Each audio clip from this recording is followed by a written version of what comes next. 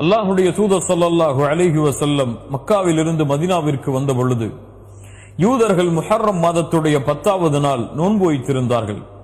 அல்லாஹுடைய தூதர் ஸல்லல்லாஹு அலைஹி வஸல்லம் யூதர்கள் முஹர்ரம் மாதத்துடைய 10வது நாள் நோன்பு வைப்பதன் காரணம் என்ன என்று கேட்டார்கள். அதற்கு யூதர்கள் பதில் சொன்னார்கள், இந்த நாளில்தான் நபி மூசா அலைஹிஸ்ஸலாம் அல்லாஹ்வின் உதவியால் அவர்களும் அவர்களுடைய சமூகமும் ஃபிரௌனிடமிருந்து காப்பாற்றப்பட்டு ஃபிரௌன் கடலில் மூழ்கடிக்கப்பட்ட நாள்.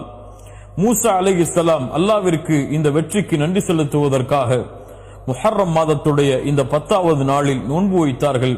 அதனால் நாங்களும் நோன்பை நோக்கிறோம் என்று பதில் சொன்னார்கள். அல்லாஹுடைய தூதர் ஸல்லல்லாஹு அலைஹி வஸல்லம் சொன்னார்கள், உங்களை விட நபி மூசாவிற்கு உரிமையானவர்கள் தகுதியானவர்கள் நாங்கள்தான் என்று தங்களுடைய சஹாபாக்களுக்கு முஹர்ரம் மாதத்துடைய 10வது நாள் நோன்பு வைக்குமாறு பணித்தார்கள். அல்லாஹுடைய தூதர் ஸல்லல்லாஹு அலைஹி வஸல்லம் அவர்களும் முஹர்ரம் மாதத்துடைய 10வது நாளில் நோன்பு வைத்தார்கள்.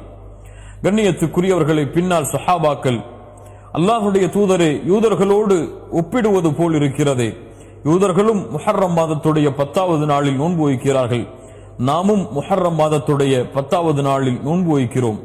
அதற்கு அல்லாஹுடைய தூதர் ஸல்லல்லாஹு அலைஹி வஸல்லம் சொன்னார்கள், யூதர்களுக்கு மாற்றம் செய்யுங்கள். லஇன் இஷ்து இலா காபில் லஅஸூமன்ன التاسع, நான் அடுத்த ஆண்டு உயிரோடு இருந்தால் 9வது முஹர்ரம் மாதம் 9வது நாளும் நோன்பு வைப்பேன் என்று அல்லாஹுடைய தூதர் முஹம்மது ரசூலுல்லாஹ் ஸல்லல்லாஹு அலைஹி வஸல்லம் சொன்னார்கள். ஆனால் அடுத்த ஆண்டு முஹர்ரம் மாதம் வருவதற்கு முன்னால் அல்லாஹ் ரப்புல் ஆலமீன் அல்லாஹுடைய தூதர் முஹம்மது ரசூலுல்லாஹ் ஸல்லல்லாஹு அலைஹி வஸல்லம் அவர்களுடைய உயிரை கைப்பற்றி விட்டான்.